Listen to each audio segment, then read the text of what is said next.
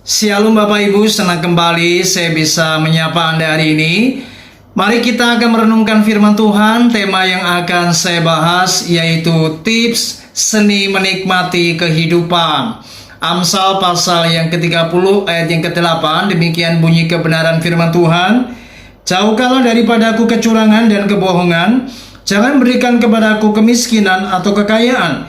Biarkanlah aku menikmati makanan yang menjadi bagianku.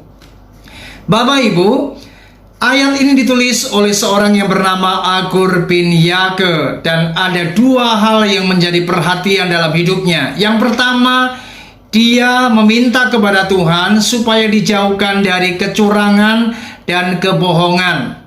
Yang kedua, dia tidak menginginkan apa yang namanya kemiskinan atau kekayaan. Rupanya Agur bin Yake ini, ia ingin menikmati apa yang namanya makanan yang menjadi bagian dalam hidupnya. Itu artinya ia ingin menikmati hidupnya.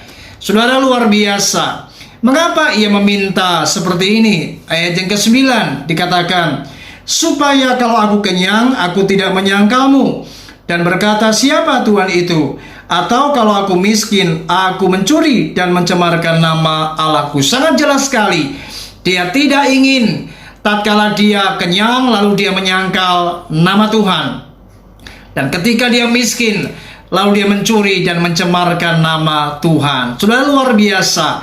Ternyata inilah seni menikmati hidup. Ada banyak orang yang ketika ia hidup, Bapak Ibu, tidak bisa menikmati hidupnya, sehingga di tengah kekayaannya dia tidak bisa tidur.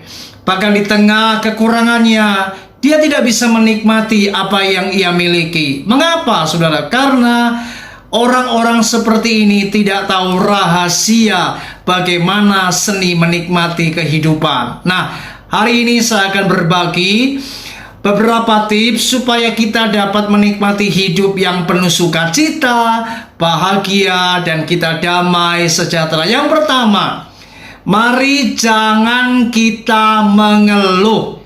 Ini penting. 1 Tesalonika 5 ayat yang ke-18, firman Tuhan mengajar kepada kita supaya kita ini mengucap syukur. Artinya mari jangan mengeluh, karena keluh kesah justru akan membuat kita tidak menikmati apa yang namanya ketenangan dalam hidup. Yang kedua, mari jangan kita iri hati. Karena di dalam kitab Amsal, bagaimana iri hati itu membusukkan tulang, saudara.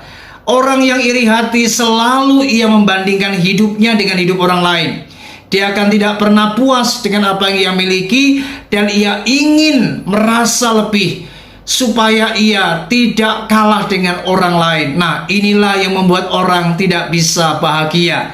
Hidupnya selalu gelisah, hidupnya selalu cemas, karena ia tidak pernah tenang melihat apa yang baik dari sisi kehidupan orang lain. Dan ia ingin orang lain susah, sementara ia ingin hidupnya bahagia. Tetapi kenyataannya dia justru tidak bisa menikmati hidup, dan dia malah gelisah dan tidak dapat tenang. Oleh sebab itu, mari hari ini, kalau Anda ingin menikmati hidup yang bahagia, sukacita, dan damai sejahtera, ingat, jangan mengeluh, mengucap syukurlah dengan apa yang kau miliki. Yang kedua, jangan iri hati. Mari belajar, jika orang lain diberkati, kita sukacita.